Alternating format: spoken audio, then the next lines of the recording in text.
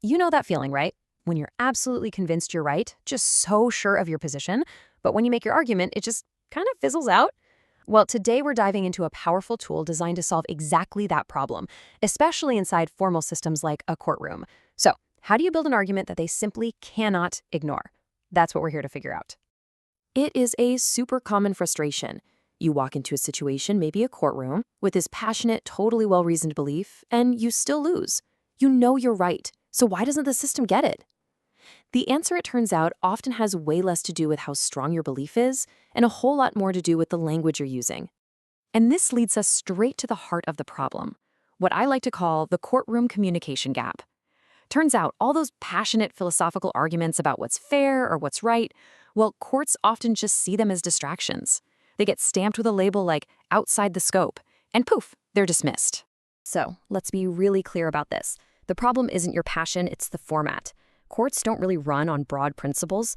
They operate more like a machine, you know? They follow a very specific, very structured, logical process.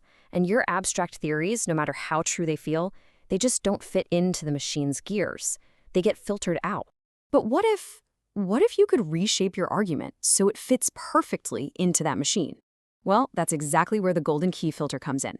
Think of it as your tool for turning those big, broad arguments into a format that the court isn't just able to understand, it's actually forced to deal with it head on.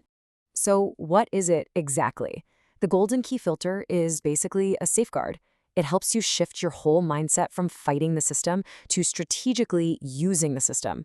Instead of making a philosophical complaint, you're making a precise, surgical strike that works within the process.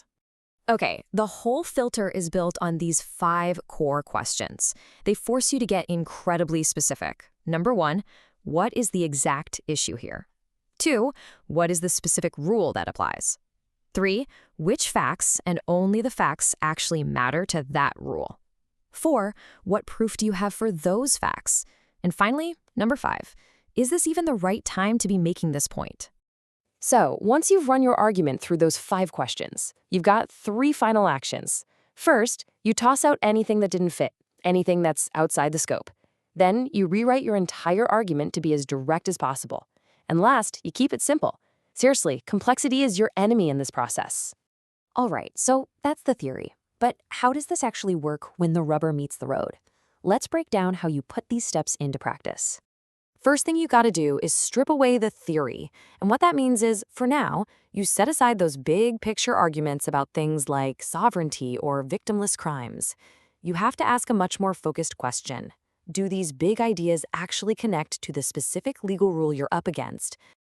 And here's your concrete action step. Before you write down a single word, you need to look up the legal elements of the specific rule or statute in your case. The elements are just the specific conditions that have to be met for the rule to even apply. Think of it as the blueprint for your entire argument. And this quote just nails the point perfectly. Let's say you want to argue that something is a victimless crime. Okay, fine. But if the law you're dealing with doesn't actually list harm to a person as one of its official elements, then your whole argument about there being no victim, it's legally irrelevant. The court will just filter it right out. Next up, you've got to identify what are called load-bearing facts.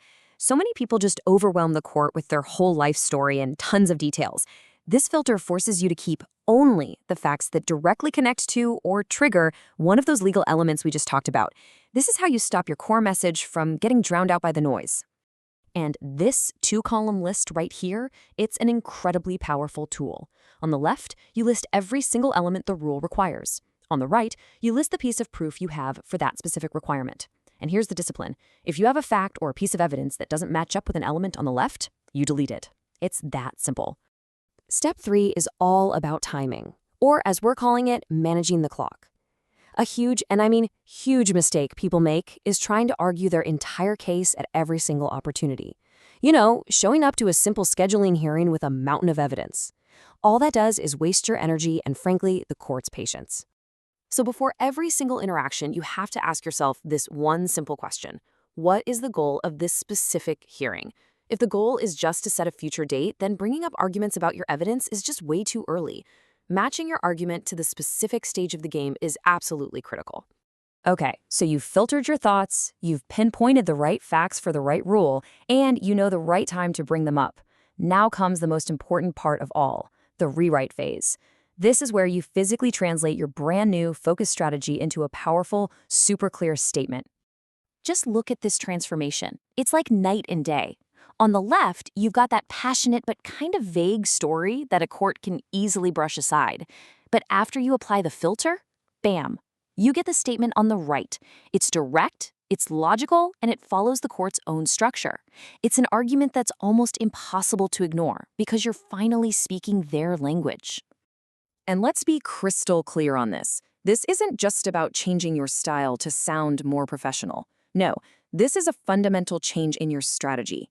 You're not attacking the system from the outside anymore. You are now operating within it, with precision and using its own mechanics to make your point undeniable.